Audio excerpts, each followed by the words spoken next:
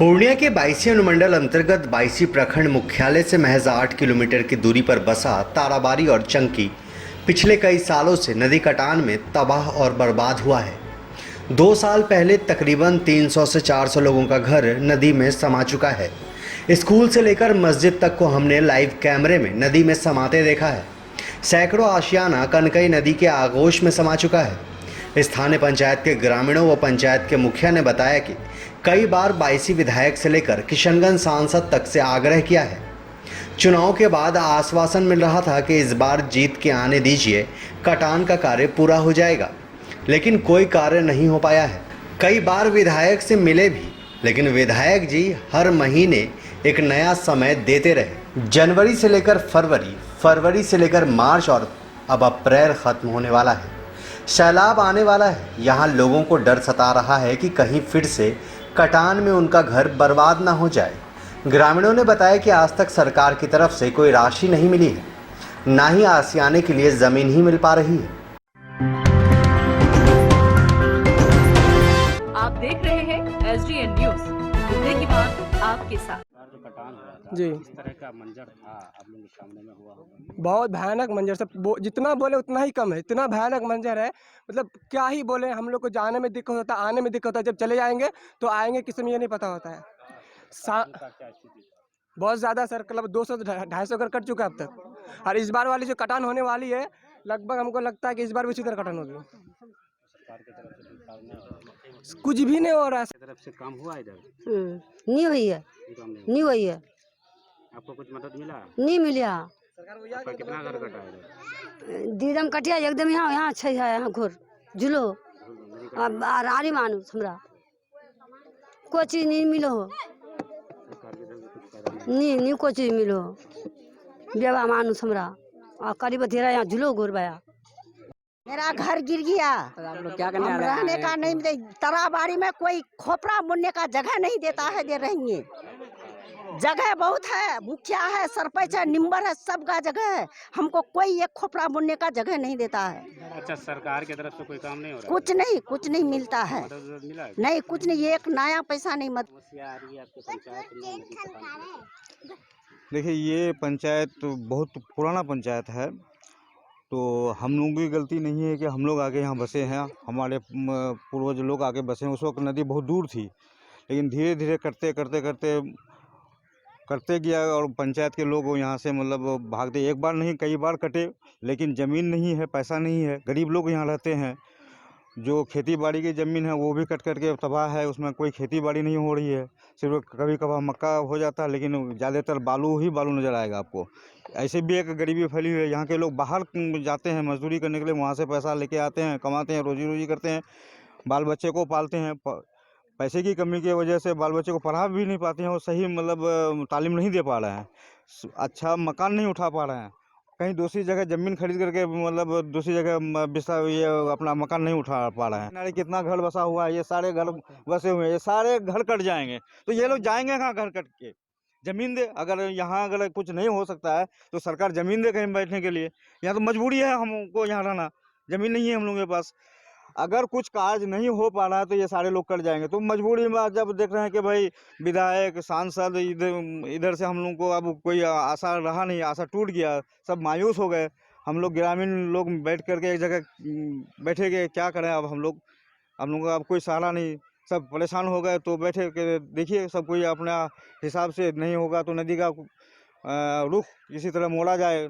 वहाँ सोचे हैं कि वहाँ काट के थोड़ा मोड़ा जाए, हो सकता है कि हम लोग बच जाएं और अपना अपना पैसा लगाएं। तो लोगों से मिलाए हैं, कुछ लोग चंदा दे रहे हैं, 1000, 50, 500, 200 जैसा जैसा हो रहा है लोगों के पास। किसी के पास नहीं हो पा रहा है। देखते हैं, हम लोग कोशिश कर रहे हैं कि ये रुख को बदलें, हो सकता है हम लोग बच जाएं। लेकिन अगर प्रशासन के तरफ से और मतलब जनप्रतिनिधि की तरफ से कुछ नहीं हो रहा। हम भी आवेदन दिए, SDO साहब को आवेदन दिए, बार एक बार नहीं 2 बार दिए। वो पंकज जी थे, उसको भी दिए। अभी जो आई हैं श्रीमती तोसी जी, उनको भी दिए। आप लोग भी मौजूद थे देने के टाइम में, आवेदन देने के टाइम में। उसके बाद जिला पदाधिकारी को भी दिए हम, उसका भी मतलब वहाँ से आश्वासन मिला कि नहीं कुछ काम करेंगे, ये आगे भी इस बात को भेजेंगे और फ्लड फाइट का कुछ काम करेंगे।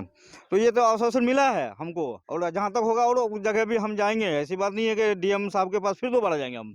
सोमवार के बाद हम मंगल बुध को फिर उसके पास जाएंगे। इधर हम करेंगे, इधर हम लोग पंचायत के वासी भी कुछ चंदा करके करेंगे। लेकिन ये है कि जनप्रतिनिधि और प्रशासन आज तक कुछ मतलब नहीं कर पा रहा है यहाँ के लिए। खाली आश्वासन दे रहा है कि नहीं बचाया जाएगा, पंडाल बनाया जाएगा, मगर ऐसा कुछ नहीं हो पा रहा। हम लोग मायूस हो चुके हैं।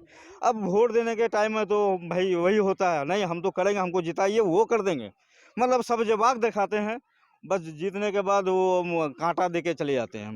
कितने गांव का इस पंचायत में 2 गांव कटा है? 2 गांव, चनकी और ताराबाड़ी। जी हम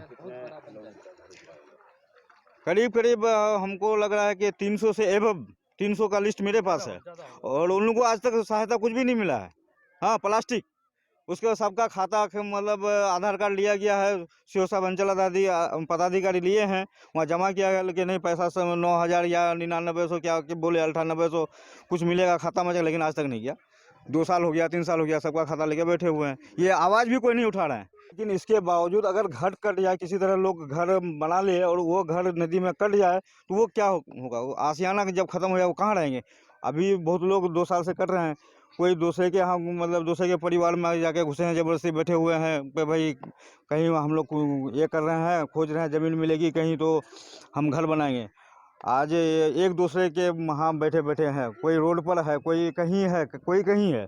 ये क्या हो रहा है कि 2-3 साल से और ज़्यादा कटाव तेज हो गया है, गांव के नज़दीक आ गया है। चनकी और ताराबाड़ी ये 2 जगह आपको बता देंगे, पिछले 2 साल से करीब 300 से 400 परिवार कट के विस्थापित हो गए हैं। वो लोग दूसरे के घर में हैं, एक परिवार दूसरे के परिवार में जाके एडजस्ट करके किसी सूरत दिन गुजार रहे हैं। उतना पैसा नहीं कि कहीं ज़मीन खरीद करके घर बनाएं। और सरकार से मतलब प्रतिनिधि से, जनप्रतिनिधि से, जैसा कि सांसद जी हूँ और विधायक जी हूँ, इन लोगों से बार बार यहाँ के जनता और हम लोग सब कोई मिल करके एक सिर्फ हम मुखिया होके बात नहीं बोल रहे, यहाँ के हम निवासी भी हैं। मेरा भी घर कटा है और फिर मेरा भी घर कटेगा और लोगों का घर कटेगा, हमको भी दर्द है। तो सभी के साथ मिलकर हम लोग विधायक के पास गए, विधायक बार बार आश्वासन दिए कि भाई नहीं जनवरी में आपका पंडाल का काम हो जाएगा। फिर गए जनवरी में तो फिर नहीं फरवरी में हो जाएगा, फरवरी में गए तो नहीं मार्च में हो जाएगा, मार्च में गए तो अप्रैल में हो जाएगा, अप्रैल में अभी मतलब बाढ़ आ रहा है। अप्रैल के बाद तो अब यहाँ कोई मुश्किल है कुछ भी काम होना, मई तक तो बाढ़ आ जाएगा, अब तो काम होना मुश्किल है। जब हम लोग थक हार गए और आशा ही टूट गया, सांसद के पास गए, सांसद बोल रहा है कि यहाँ हो जाएगा, हम लोग कोशिश में है, मतलब कोशिश में है, हो जाएगा, इतना ही हम लोग को सुनना पड़ता है, लेकिन काम कुछ नहीं हो पा रहा है। अभी अगर कुछ नहीं हो पाएगा, जब सरकार के तरफ से, विधायक के तरफ से, एमपी के तरफ से कोई सहायता नज़र नहीं आ रही है, तो हम लोग सोचे हैं कि अपने आपस में जो भी होगा 1000-2000 करके जमा करके कुछ हम ही अपने लिए, अपने बचाव के लिए कुछ पंडाल का काम करें, या फिर नदी को काट करके नदी का रुख मोड़ने की कोशिश करें। आप देखें हमारी कोशिश कहाँ तक कामयाब होती है। आशा टूट गया। हाँ, आशा तो टूट ही गया है, क्योंकि आज बहुत दिन से देख रहे हैं, सब उम्मीद जताते हैं, लेकिन कोई एक काम करके नहीं दिखाया आज तक। और इसी वजह से हम लोग हर साल बदलने की कोशिश करते हैं, लेकिन बदलने के बावजूद फिर वही हाल होता है। जीतने के बाद सब गायब हो जाते हैं। और आज जो एमपी एमएलए जीत रहे हैं, ये ताराबाड़ी को मुद्दा बनाते हैं कि ताराबाड़ी बिछड़ा हुआ गांव है, बिछड़ा हुआ पंचायत है, उसमें काम करेंगे। और पूरे बिहार के लोगों के दिल में यह है कि कम से कम ताराबाड़ी बहुत बिछड़ा हुआ है, चलो अगर इसको जिताएंगे तो ये काम करेगा, इस तरह बोल रहा है। लेकिन सब लोग जिताते हैं, फिर जीतने के बाद वो वैसा ही हो जाता है। तो अब हम लोग क्या करें, परेशान हैं।